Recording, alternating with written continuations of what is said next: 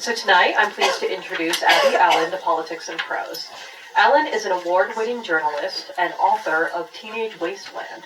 She is a regular contributor to the health, style, education, and business sections of the New York Times, and her work has been published in the New York Times Magazine, the Wall Street Journal, the Los Angeles Times, and many other places.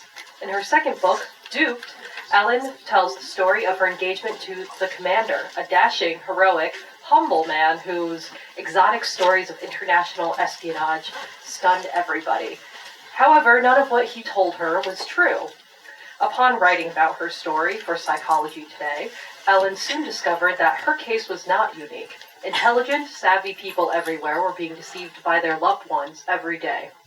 Along with her story, Ellin also shares her investigation into the art and science of lying, examining with those who have been deceived, including herself. Piper Kerman, author of Orange is the New Black, writes, Abby Ellin has been duped, and in this fascinating book, she reveals how and why how ordinary people are often deceived by extraordinary mendacious con artists. Ellin's personal story leads her to delve deep into research of why people lie and how they lie, and she discovers how common treachery can be. If you've ever been lied to, or if you've ever told a lie, you will want to read the surprising, personal, and funny investigation of deception. Now please join me in welcoming Abby Ellin.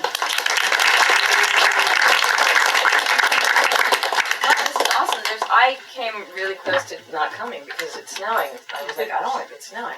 So I was going to stay at my hotel, which is on Foggy Bottom, I think. But I didn't. I came. So thank you guys so much for coming out. I was living in Washington during this situation. And we were living, of course, in the Watergate. Because if you're going to live with somebody who's a pathological liar, where would you go? But ground zero for deception, where the median age is deceased. So that is where we were living. And this is actually, we were there, living there, and somebody walked by carrying an urn, and he said, "This is my landlord." And I was like, "Oh, okay." So that was what I was living around.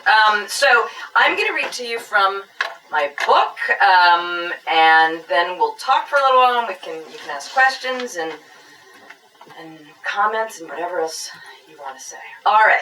Here we go. This is chapter 1, and it's called Gaslit, a Love Story. My ex-fiancé orchestrated the raid on Osama bin Laden. He received a Purple Heart for his military service and a Medal of Honor from Golda Meir, which he tucked neatly away in a private vault.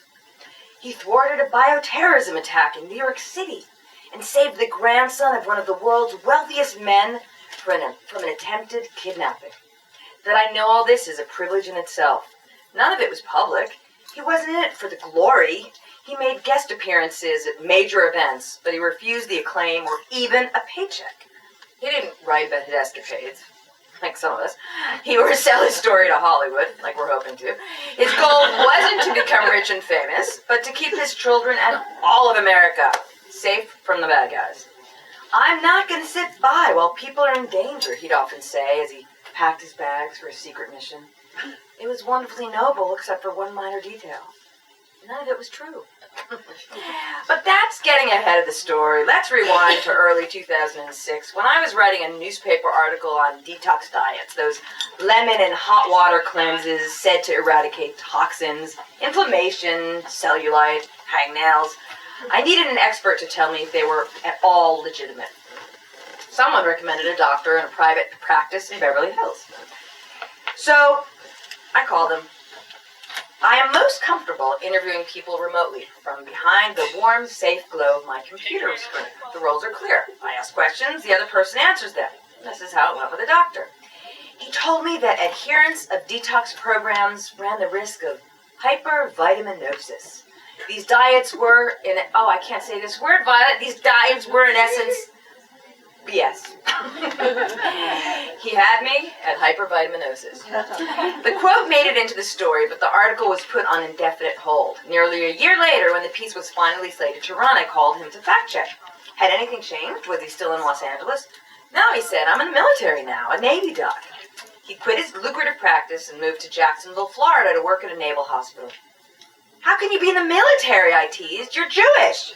He lobbed the ball right back at me. There's 7 of us, he deadpanned. I'd never known anyone who joined the military, but I didn't know anyone in the military at all. The doctor told me he'd served years earlier and had re-enlisted in order to open a hospital in Iraq for kids with cancer. He was a lieutenant commander. Soon he would start a job at the Pentagon. What a coincidence! I was planning on moving to the capital to attend grad school at Johns Hopkins School of Advanced International Studies for what I half-jokingly dubbed my second useless master's. I wanted to write about global human rights issues, and this hospital project was a story worth pursuing. So keep me posted, I said. And so he did, emailing every few months with snippets of information.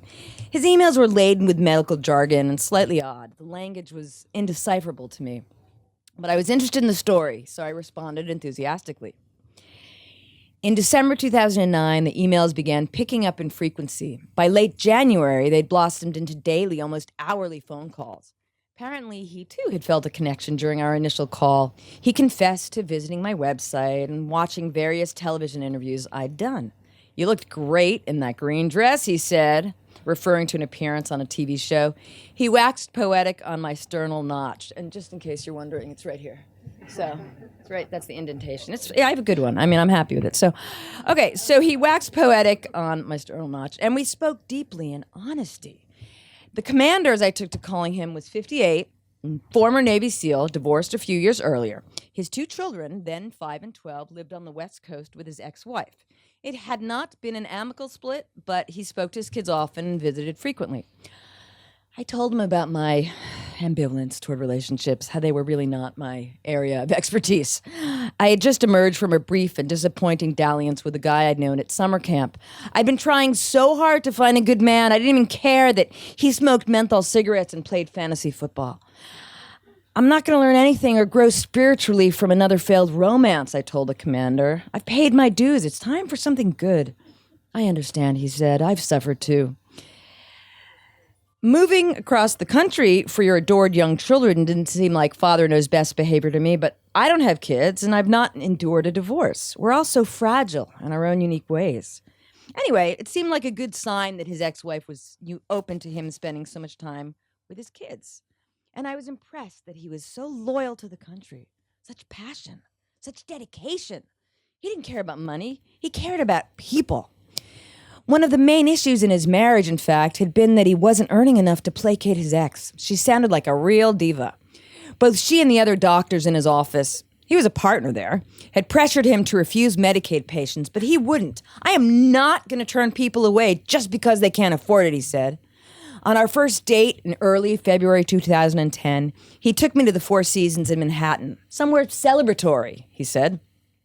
I wore a gray silk dress and thigh-high black suede boots. He had just come from addressing the United Nations and was in navy whites. We embraced as if he had just returned from Iwo Jima. The bartender was so moved that he plied us with free drinks. As a present, the commander bought me a white navy cap, a cover in military parlance. I slipped it on, feeling like Deborah Winger in An Officer and a Gentleman. Granted, he was no Richard Gere. I'd only seen a few photos of him online, and most were from a distance. In person, he looked a decade younger, but his nose was beakish, and he had an overbite and a mouthful of capped teeth. His shoulders hunched forward when he walked, as if he were chronically mid-bow. He suffered from asthma and squirted nasal spray in public, which, I'm sorry, it's revolting. So his smile was bright and wide, and his hair, slightly receding, was beautiful black and silver. He had not a centimeter of fat on his body, and let's be clear, he was entranced with me. So, that's the end of the discussion. Later, over seared tuna and Pinot Noir, he confessed that the great trauma of his life was not becoming a brain surgeon, his true calling. He'd wanted to treat glioblastomas, one of the deadliest type of brain tumors, but he hadn't received any surgical fellowships. My grandmother had died of the same cancer. How weird. This project was the chance to hit the reset button. Who gets to start over at my age? He beamed. Then he told me that during the previous summer, he'd been the medical director at Guantanamo, treating high-level terrorists. He lowered his voice. At Gitmo, a country club for bad guys, one of his patients was a very important terrorist. He gave me a rundown of the VIT's medical history. Kidney trouble, diabetes, enlarged heart. Bin Laden? This made no sense to me. If it were true, wouldn't the president want to take credit for his capture? This was Bush, by the way. That would guarantee re-election. And a secret that big would never remain that way. The president doesn't know, he said. That seemed even more absurd. I told him that was a stupid thing to tell a journalist. It's not verifiable, he said. I deny it. It would be my word against yours. When I pressed further, he backpedaled. Maybe it wasn't bin Laden. All I know is what they told me. You would know what he looked like. He's 6'6". They all look alike, he said. His glance, I know, so not PC. His glance never wavered. Every so often, he still did undercover work, black ops, in conjunction with the CIA. He had a vault brimming with medals for operations that did not officially exist. I'll show you one day, he said. That was how he'd met his ex-wife 20 years earlier, when she was being held hostage in Iran, and he swooped in like Superman to pluck her out of captivity. In 1990, I said? Why was she being held hostage? He told me a long, involved story about her dissident Iranian uncle and the government. When I asked why I'd never read any press on it, the answer was prompt. Secret mission. So you put your life on the line, you get no public accolades. I wanted to just clarify this. In New York, where I live, people are reluctant to get out of the bed in the morning unless there's a possibility for some kind of acclaim. But this guy was working under the radar to make the world a better place. He was like no one I'd ever known. He was a regular Jason Bornstein. I want to have an impact, he said. As long as my kids are in danger, I'll do what I have to do to make the world safe for them. The acid in my gut started churning a bit. Now, partially, just for a little footnote, partially that is because I do have acid reflux. That's genetic. But it's also because something just was off, you know? So I didn't know what the danger was from. And so I said, well, I thought, if this had been a story, I'd have fact-checked the hell out of it. But he was right. There was no way to verify anything since it was all sub rosa. In fact, I think I was questioning my friend Inger, who's in the first row. I think we were having conversations, if I recall, about these weird things, because she is a real military doc. So anyway, but he was right. It was all sub rosa. Okay, the other thing is that someone has to do these jobs in real life, right? Isn't that what we learned from Homeland and Zero Dark 30? The commander looked nothing like a CIA operative.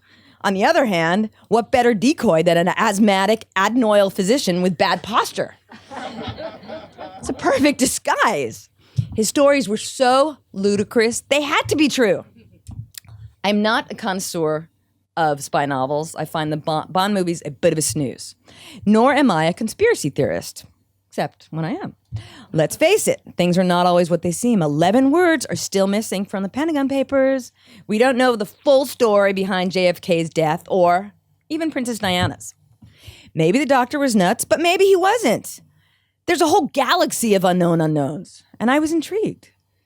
After dinner, he invited me back to his hotel for that fabled drink. I went. I didn't want the night to end. We kissed, rolled around, and then nothing. Sometimes it doesn't work, he said. I'll do better next time. He sounded like an overgrown 5-year-old. It's okay, I said. We've been drinking. It happens. God, I hope Violet's not here. Okay. Not with me, it doesn't. I promise I'll do better next time. He had a key-shaped scar on his abdomen, and I traced it with my forefinger. What's this? He sighed and took a swig of water. I got into a pole vaulting accident in college. He paused. I'm glad you like that. And I was shot. Shot? That's when he told me about being held hostage in China, detained in a crawl space, tortured mercilessly. Sometimes the guards beat him in the middle of the night, so he took to sleeping sitting up to remain alert. Finally, miraculously, after 23 days, he managed to escape. Thank God he'd been a long-distance runner in college. He was still afraid of the dark and still slept in a reclining position. 3 pillows propped against the headboard, lights blazing and the Food Network blaring. Sometimes he kept a tennis racket by his bed as protection, because a prince was really going to get the bad guys. When was the U.S. in China, I asked. What were you doing there? Secret operation, he said. You wouldn't have heard about it. All right.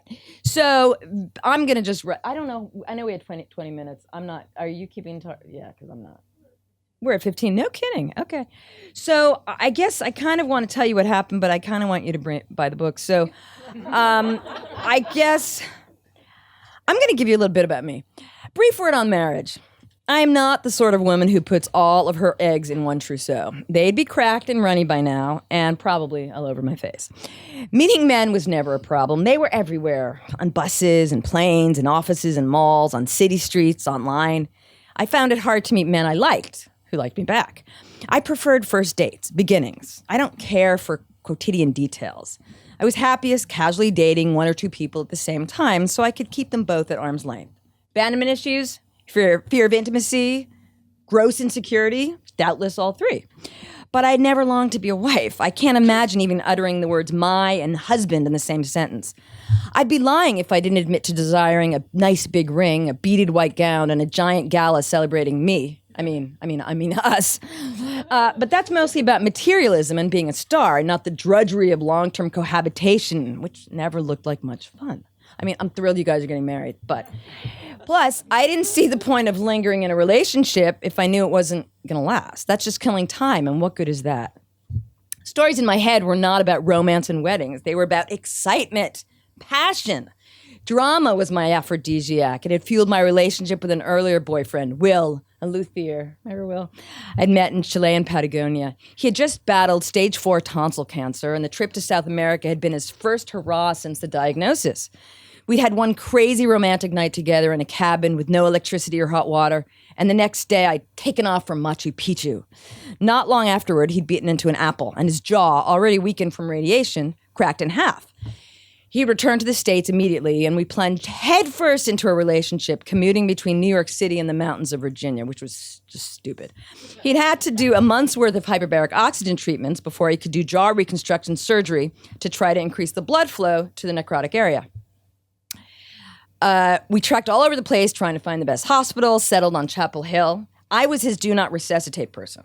This was all within the first 3 months of knowing each other, but it had felt natural. Who had time to waste when he could be disfigured for life or die? I mean, think about the plot lines. So he wasn't disfigured, he didn't die, but the relationship did. The commute was arduous for both of us. I had a life in the city, he had a woodworking business in the country. We loved each other, but we couldn't be together. Within 2 months, he met the farm girl he would later marry, and I spent a good year on my couch watching Sex and the City reruns and nursing my sorrow. Remember that time, Hillary? Yeah, that was a good time. Never understood, though. I've never understood why marching down the aisle is seen as some kind of triumph. And it is. Don't let anyone tell you otherwise, especially for women. We might be shouting for rooftops and marching for equal rights, as we goddamn well should, but make no mistake, marriage is still considered a victory for women, perhaps the ultimate one. Consider the reality show Say Yes to the Dress, in which future brides and their coterie vote on a gown. There is no big bucks for the tux. Okay, I rest my case. Before my maternal grandmother died of brain cancer, she said her big regret was not seeing her grandchildren marry. I was 23 at the time, imperious and angry. This was a woman who'd been separated from my grandfather for 40 years. Why didn't she regret not seeing us win an Academy Award or a Pulitzer? Why was marriage such an indicator of life success? Both my mother's generation and my own pitied my single state, and it infuriated me. Even though I didn't feel badly about my frequently single status, everyone else was concerned with it. Cab drivers, my parents' friends in Boca, a former college professor who had never been married, my 4-year-old friend Katie, who was the daughter of an ex-boyfriend. "Do you have a husband?" she asked during her princess phase. "No," I replied. "You should," she said. "Why? It's just better. Don't you get lonely?" How to tell her that, yes, I'd had debilitating, aching bouts of loneliness, a hole in my chest so vast that neither food, nor booze, nor sex, nor work, nor travel could plug it, that I'd woken up every day for the past 35 years hoping that on this day the love of my life might make his entrance. How to tell her that I was most alone when in the wrong relationship and most sure-footed when I was by myself.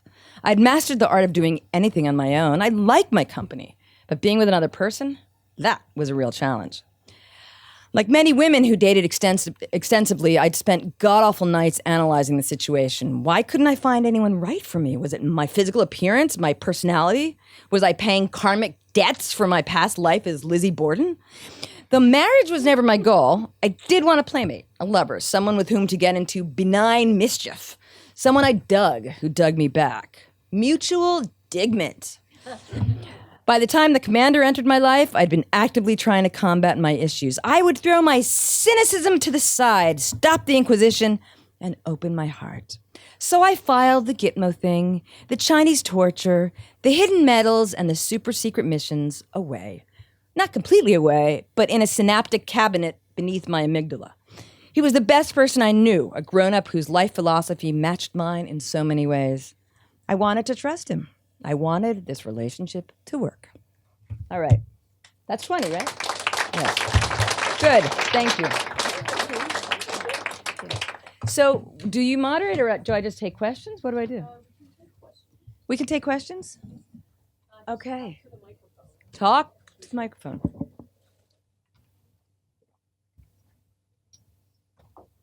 Do you have one? Okay. Is this the microphone that you want them to talk to? Oh. Okay, good. Because I want the mic. So I'm 60% through the book that I downloaded. Okay. Because, and I noticed that some people had said to you, like, is this for real? Like even your gay roommate who had James Bond? Yeah, That was his real name, James Bond. True story. Yeah, True story. and the faux Scottish guy, Ewan. You know, yes, that supposedly had AIDS. You know, he and, didn't. and it's like, really, you know, this. So, actually, what I wanted, like everyone gets defensive. So I have found sometimes when I have talked to people, like, you know, it's much easier to see other people's red flags than your own red flags. Yeah. And so how can you, is there any way someone could have said to you or any advice you would have to us for when we see red flags all over the place? How do you say it to someone without them saying, can't you feel happy for me? Like, Yeah, you know, seriously. like you need to trust. It's funny, you talk about red flags, and I mean, there were maroon flags and magenta flags and Yeah. pink flags, but they were flying, you know, this way and that way, and the wind was blowing them. And I mean, hi, Violet. Hi. And so everything was being blown. I didn't know what was real and what wasn't real. The person who said something to me was, who else? My mother. Yeah. She said, I told her about the very important terrorists in Guantanamo, and she said, Abby, something's not right there. Yeah. And I got so mad at her. I said, you know, you're the reason I don't trust. And then, I know, it was nice. We're over it. But I said, you know, it's because of you. And she said, Abby, that's not right. She said, first of all, she said, why would somebody leave a lucrative medical practice in Beverly Hills? Yeah. You know, she said, I wish you can call the ex-wife. And I wanted to, but I have to explain this. There's like this tension between being a journalist and being a person. So you're observing a life and you're reporting on a life and then you're living one. Yeah. And as people who, you know me, I mean, there's this sort of Inquisition quality to me sometimes, and which I think might not be that attractive. I mean, it can be annoying to be on the receiving end of it. So I was trying to not be that way. So I was trying to give it the benefit of the doubt, which is to say that I was mindful of this person being an unreliable narrator and possibly a liar, but nothing was verifiable. And until it was verifiable, is there anything someone? So my two That's questions are: your second question, yeah. Could someone? Is there anything someone could have said to you that would have persuaded you? And do you have any advice? yeah. For us? In this instance, Yeah. I mean, it was in my head. When my mother said that, it was always in my head. I thought, right, something's not right. But I would also question him too. I mean, I couldn't stop being who I am. So I would always question him. He would get mad at me. You know, you don't trust me. You interrogate. What's your problem? I asked his brother. His brother would say, you know, he's really important. He's got a lot of things to do. Leave him alone. Cut him a break. But as far as seeing the red flags, you know, we see what we want to see, and we hear what we want to see, and it's to our benefit to do that. So there's a level of betrayal blindness. Yeah. You know, and we need that to function. I mean, we have to trust every day. Right. We have to trust. We wouldn't get out of bed in the morning if we didn't trust that things, you know, were going to be okay. We wouldn't get it on airplanes. We wouldn't get in taxis. We wouldn't do anything. So we have to assume that people don't want to hurt us. So what would you do if you saw a friend that was falling into exactly this? I would somebody asked me that today. I would have a conversation. I would say, look, especially now, I'm an expert. Yeah. So I can be like, listen to me. I would say, I think that some of the things that he or she is saying doesn't quite track. And if you want to hear my thoughts, I will tell them to you. but if leave you it don't that wanna way, hear- and then Yeah. they have to ask you, Yeah. okay, what are these thoughts? Yeah. Yeah. Because I don't know the people. I mean, who do we deceive the most? Ourselves. Ourselves. Yeah. Ourselves. So we see what we want to see and what's to our best interest to see. And that applies to romantic, that applies to work, that applies to politics. Yeah. Everywhere. Did that answer? I ramble. Okay. Yeah, I it's just like, I guess, because I know I have a couple of examples in my head, like, of I don't want to be like this Cassandra and this negative Nellie. It's like, what? But you can just see that this doesn't make any sense, and you want to help the person because you care about them, but at the same time, you're kind of sick and tired of this blowback, like, hey, we're going to have this conversation a year from now, and then you're going to go, oh, who knew? And I'm going to go, I knew. I did. I told you. Yeah, But and that's probably if you want to keep your friends, you should avoid saying "told you so." Yeah. But I don't think there's anything wrong with saying something. Yeah. I mean, as soon as I found something verifiable, I was out the door, and I think I would think most people want to. As soon as they hear something concrete, they would listen to you. so that's what you would advise to the Yeah. people. Just, Yeah. Yeah. If anyone has other thoughts, we're welcome. I mean, Yeah. we're happy to hear them. But yeah. Okay. Thanks. Okay. Is this Okay. on? Oh, there are two mics. Yeah. Awesome. I don't, not to plug another author, but have you read Gavin de Becker's The Gift of Fear? Somebody just wrote me about that. Was that you? No. Oh. I think recommending that book is one of the ways to get to the issue, but it also, I have a question, and that is, I haven't read your book yet, but You I should. really I'm look just kidding. forward to it because I've been through something like this. Oh, you have? Yes. Okay. Um, Sorry. Very high functioning alcoholic, security clearance. It's Washington. You know the difference Turned out between to Washington be- and New York. In Washington, no one is who they seem to be, and in New York, no one is who they want to be. Good point. But was there any time when you were with the commander that he did something that made you fearful at all? For my physical safety? Or I mean, Yeah. just gave you a sense of fear? Because he ended up getting arrested. I mean, I can tell you this, but he ended up, because it's out there, he ended up getting arrested. He was, I left him, and I got a call 2 years later that there was a doctor. I got a call from NCIS. There was a doctor who was writing prescriptions for narcotics, and I was one of the names. And did I know this doctor, and did I have a prescription for Vicodin? And I said, I know this doctor, and no, I like Valium. And so I had to make a statement against him. But anyway, the reason I'm telling you this is that we would go out and he would fall asleep at the table, and he would want to drive and that kind of thing. And he was clearly on drugs. He was clearly, And so, yeah, I was like, I'm not getting in the car with you. I mean, that kind of thing. It was and I was also afraid, at some point that he might hurt me. Yes. But that wasn't enough to have you end the relationship. I was trying, I left after a year. We were engaged, I was engaged within 5 months. Yeah. My parents got engaged after 3 months. 53 years and 3 kids later, they're still together in Boca.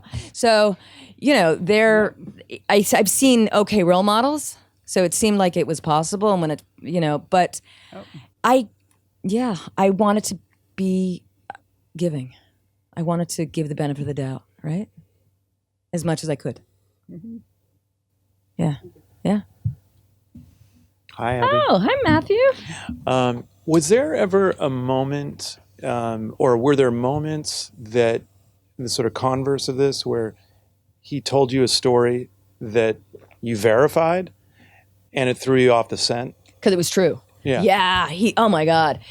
So he told it, partially. See, what he did was he shot things, he took fiction and nonfiction and he put them in a cannon and he just shot it off and, tried to figure out what would land where. And that was what was so difficult, because some things were true. He really was a doctor. He really worked at the Pentagon. He had been in private practice, and he was divorced, and he had 2 kids, and he was in the Navy.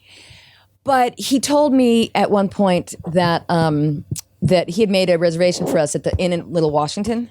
So I guess you guys know what that is. Nice. Yeah. I was kind of stoked. I wanted to go.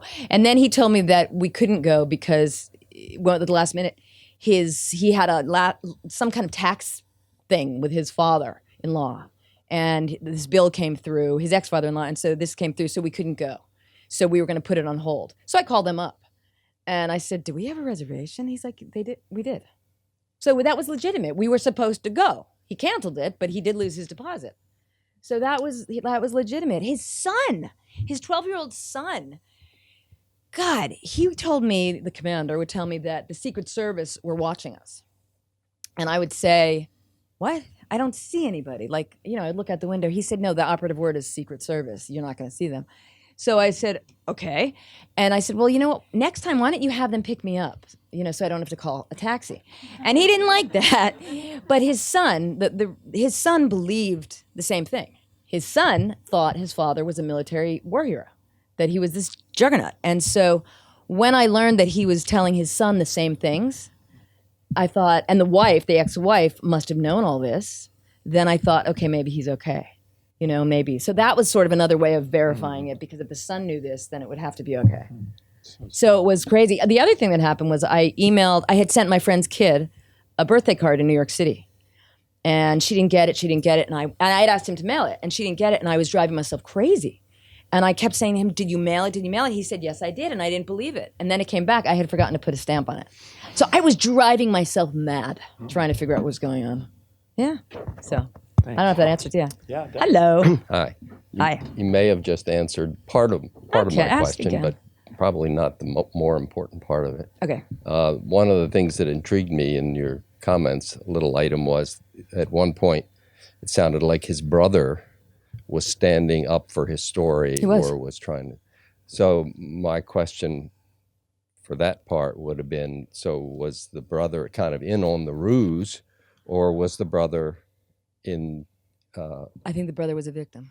a victim? Uh-huh. So, Victim. I think the brother believed he was this guy was telling his brother the exact same thing. and you mentioned the son. so And forth. the son. So the But, mother had to tell the right. son, Dad got arrested. Dad's not a war hero. Right. But this all leads me to wonder, probably the most important thing is, what was in this? What were the commander's objectives? What was in this for him? With me? Yeah. My charm? No, it's funny because somebody else asked me that too. I was like, I don't know. I'm not rich. Like, if you're going to dupe somebody, dupe, an heir. I think he did this to a lot of women. So what I found out was, okay, not only did he have an ex-wife with whom he had these 2 kids, he had an ex-wife. I didn't know that. So he had been married once before. And obviously he didn't meet his ex-wife when he rescued her in Iran. He met her in medical school. So I had to call the ex-wife up, and the ex-wife, and she said she had no idea why they broke up. That one day they were happy, they were trying to have a kid, she was supporting him through medical school, and then boom, he said, we're done. And then what I also learned was that while he was actually engaged to another woman while he was engaged to me. When we first started talking, he had been living in Jacksonville. And he had been involved with this other woman, doctor. He had really impeccable taste in women, I have to tell you. And he was with this other woman, and he proposed to her. She said yes. And then he said to her in February of 2010, I have to go on a secret mission. I'll be back. And he never came back. He left 26 bags of stuff. And the secret mission was Operation Abby. So he was duping women left and right. He just must have, I don't know if it was gross insecurity. I don't know if it was his failure to become a brain surgeon. I don't know. But this is, the thing that's interesting about lies, because my book is not just about my story. I mean, it's much bigger than that, because it's not a full memoir. It's an investigation. And the thing about pathological liars and people who lie is they're very smart and they're very creative. And, they can spin stories and they're really good at it. And so this guy could have used his superpowers for good. He used them for evil. So does that help? You. Yeah? Yes. Okay. Yeah. Thank you. Yes, Sam. I'll just talk loud. So I have a couple questions. What's the commander up to now? Or do you know? Repeat the question. It was, what is the commander up to now? I keep looking around to see if he showed up. But last I heard, he was actually living in Washington because he's based here. No, I mean, his family's in Georgetown. His brother-in-law, but he's supposedly in D.C., in L.A. And last I talked to his ex-wife, he told her that he was on his way to Libya, and she was like, I didn't have the heart to tell him that he's not allowed in. So, so I don't quite, he could be in St. George, Utah, for all we know. I don't know. I don't know where. So he hasn't reached out to you? No, so I'll tell you what happened.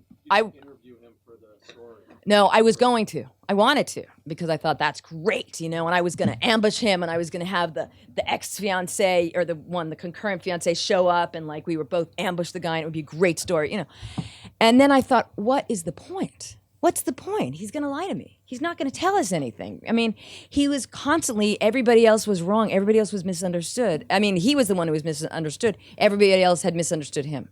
So it was like, there's no need to confront him. He's not going to tell me the truth.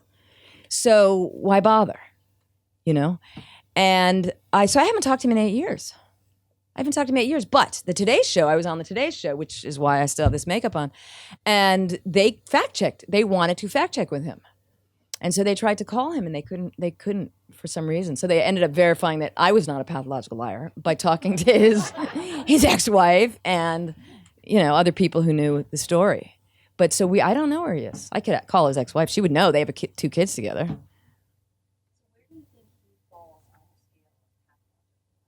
Very. I think he's delusional. I think he absolutely, he believes like, I think he believes his stuff. Yeah, I think it's true. I think that is something that perhaps members of, the government have as well. They believe what they're saying. And that is, polygraphs are not lie detectors, right? They're not telling if you're, spinning a web. They can test your heart rate and your autonomic responses.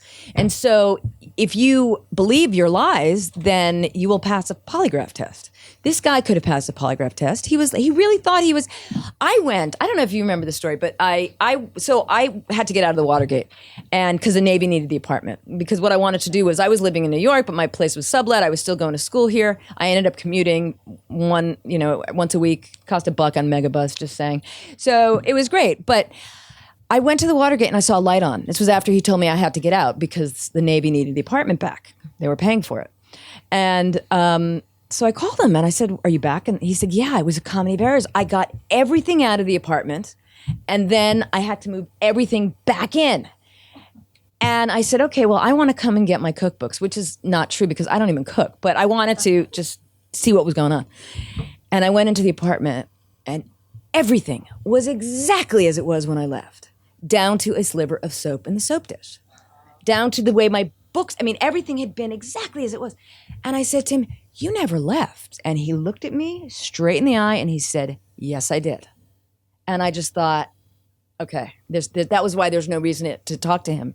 He would just completely deny it. And I almost think he had convinced himself of it. It was fascinating. And you look for those tells, right? You say, he's looking up, he's looking down, he's scratching his nose, he's, whatever he's doing. It means nothing. Doesn't mean anything. If you want to see if somebody's detecting a lie or lying, you have to look at the clusters. I learned this from a CIA guy. I have a chapter in there. I took a CIA class in Virginia. So that's what you have to look at, the clusters, and sort of know what the baseline is. Pamela's here. Where's Pamela? This is Pamela Meyer who had that amazing TED Talk, who had like lie spotting. Oh, how many million are you up? 20 million? Something. I know, but this is amazing. But she's an expert in this. This is how you can tell if somebody's lying, but if they're really good at it, it's really hard. Hello. Hello. I was just wondering, so obviously in terms of the reporting of these type of things would be hazy, but do you have any sense as to how common, because we know with technology how easy it is for anyone to say and do anything.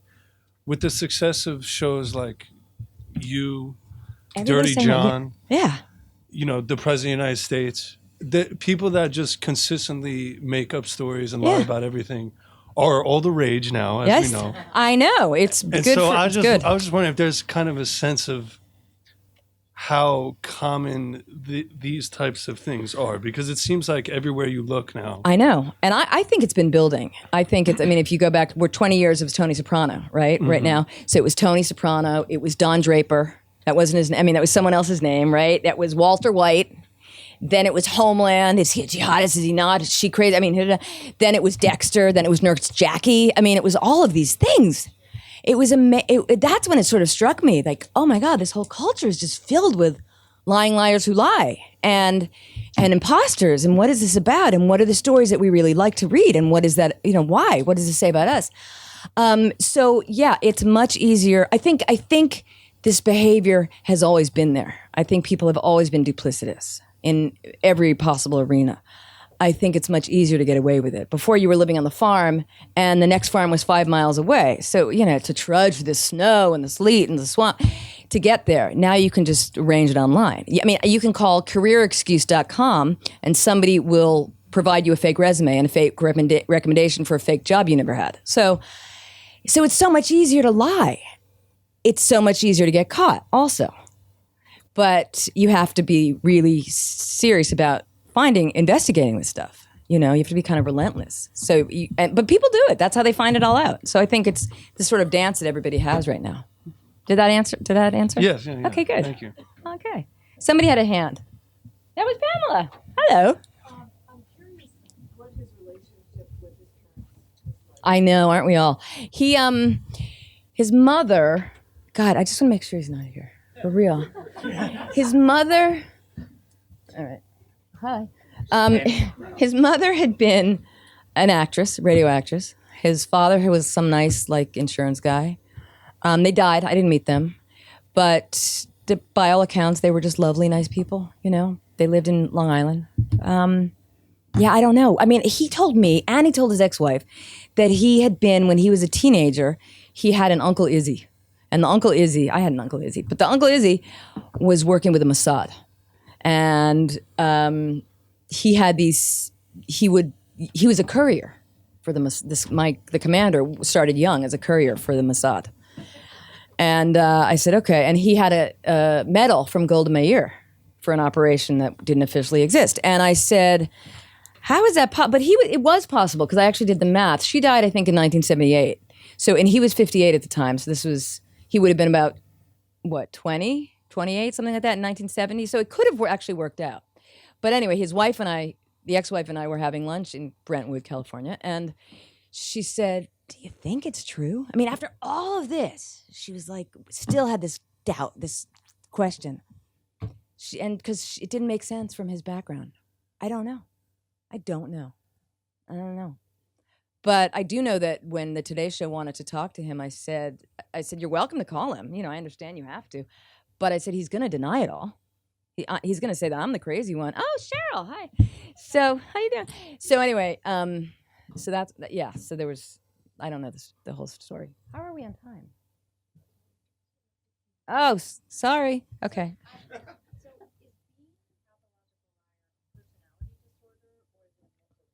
That's a very good question. Is being a pathological liar a personality disorder or a mental illness? It's actually not in the DSM as its own illness diagnosis. It's a subset of others. So there's a few people who want it to be its own diagnosis of a mental illness, and other people don't.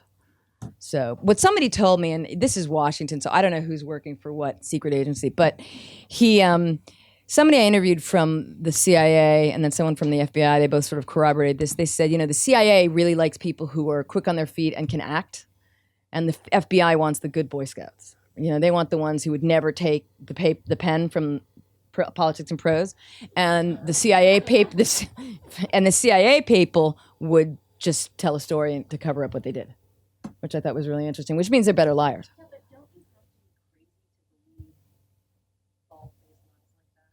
Do you know, I used to, just total random aside, I used to think it was bold-faced lies.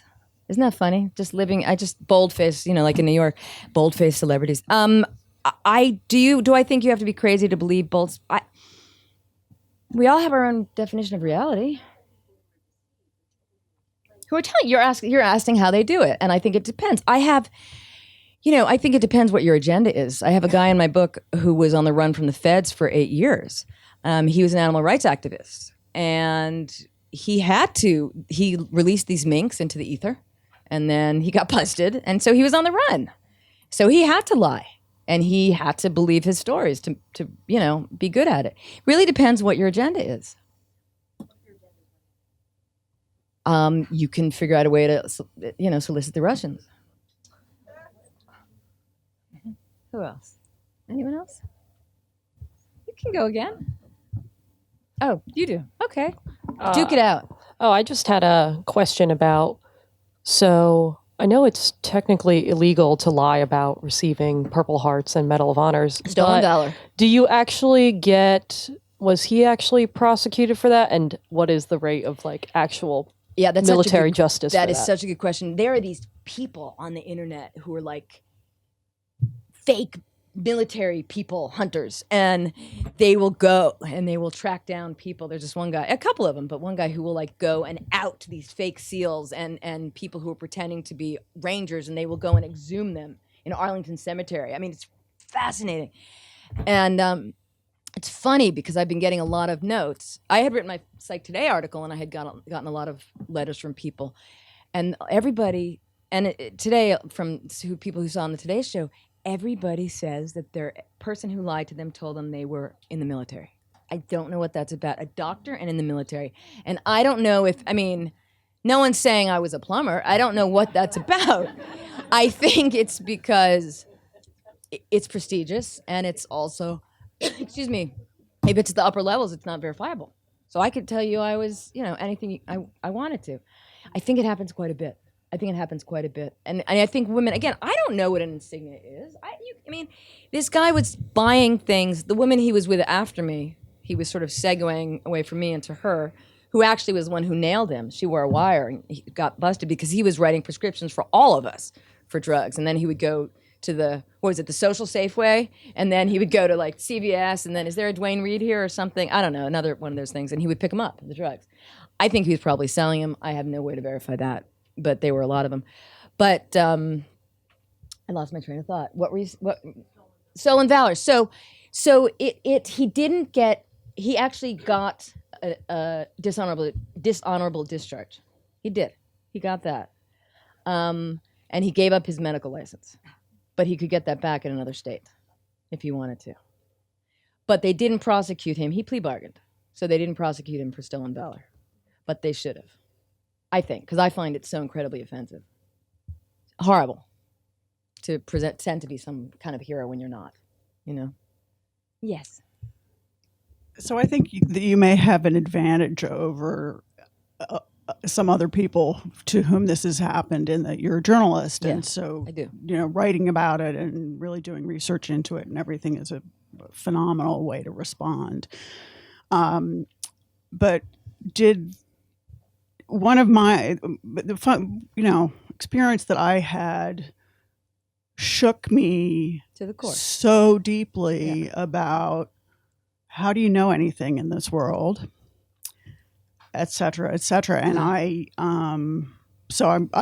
not having yet gotten to that chapter in your book, I was wondering what your experience in that regard was. And we're being gaslit left and right in this country right now. And the thing that's so but did you, did you have a period of... Unmoored me. Oh, my God. I went out with a guy right after who was really nice, but he was totally broke. He couldn't even buy me eggs, but I just thought, you're honest. I want to be with you, even though you can't buy me eggs. It was just like, I just want to be with somebody who's just not going to mess with my head.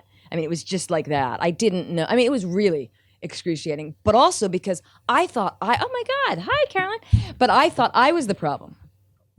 I thought I was the problem, and that I was the one who had the issue, and that I was so mistrusting. And so I couldn't judge anything. Reagan, trust but verify. And I say verify and trust. I like Nancy Drew. I'm not gonna fully trust. Is that it? Okay, Natasha. Oh, you can. Based on what you just said, then how is dating going for you now? It would not be. Best relationship I had was with I was living in Brazil for a while, and I was with this Brazilian surfer who was 15 years younger and did not speak a word of English. So it was awesome. It was the best relationship. When you can't communicate, you get along really well.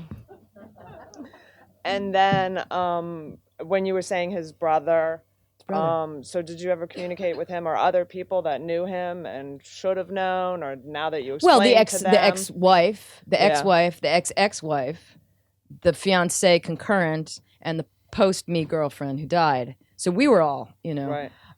So that's half a million. That's So I feel like that was enough. I didn't talk. Oh yes, well I kicked into gear. I called people he worked with at the Pentagon. I met with them. I met with people he worked. Yeah, I met with. I mean, So I then talked what to kind of stuff were they? They were you- devastated. They were So- devastated. This nice. Afterwards, so I left the guy in 2010, December 2010. 2011 to March of 2012, I was doing my thing, commuting from New York, and thinking I was still this awful human being until I got the phone call from NCIS, Special Agent Dan Ryan. There's a doctor who's writing prescriptions. And then I was like, carrying Homeland. I was right, And so then I kicked into gear, and then I started calling everybody. And then so they were all surprised also? They were devastated because he had used their names too. He had used their names, so they were victims. They were victims, and I was elated. I was like, I'm going to Anacostia. I'm making a statement. To me it was like, and I think the NCIS people, they're not joyful people, and I think they were a little, surprised at my enthusiasm. But I mean, it was validating. My God, it was validating. Obviously, the first person I had to call was my mother and apologize, but it was, Well, congratulations Thank on that you. phone call Thank and the you. book. Thank you. Who else? Natasha. Nah. All right, so two things. One, he served time in prison because of the Yeah, insurance fraud. Yeah, they didn't get him for selling. I don't know if he sold. I suspect he did, but that wasn't what they got him for. So that might be. I shouldn't say that, but I think they did. He did. and the next question, of course, is who is going to play you? I was laughing. I want Keanu Reeves to play me, but I don't. I Do you have a say? no. I don't know. Maybe I get a say. Who do I want to play me? I have no idea. Amal Clooney. I don't know. She doesn't act. I don't know. But yeah, I mean, we're selling rights. It's it's fortuitous with Dirty John and with everything that's going on right now. This is a good time to be duped. So, so that's it. You have one. Hi. Hi. So cards on the table. I have an old friend that's a pathological liar, and coming from it from the other way, how do you help someone with this problem? That's a really humongously awesome question, and I don't quite know so I'm just looking around. I got an email from a well-known pathological liar who may have been in a movie and a book and a Broadway show about his life, and he was upset that the London Times had reviewed my book and they had used a picture of him. And he was like, I paid my dues. Like this happened a long time ago, and now I'm working with the FBI and now I'm working with elder fraud and I'm doing all this good, like enough. And I had to say to him, you're not in my book. Don't worry about it, blah, blah, blah. But it was really interesting because I wondered, can you be rehabilitated? You can make an active decision to use your superpowers for good or bad. But if somebody's fabricating stories for absolutely no good reason, you have to look at what that is. And is that a personality disorder? Is that a mental illness? I can't, I'm not a shrink. I can't make that kind of diagnosis. I don't know how you help somebody like that without getting some kind of professional. Because unless you confront them, but I don't know. He would probably just deny it and say, you're the one with the problem. And then you'd have to go to counseling. So, okay, I think we've wound it down, right? We're good. Thank you all for coming. Thank you. Where can I go? Where do I go?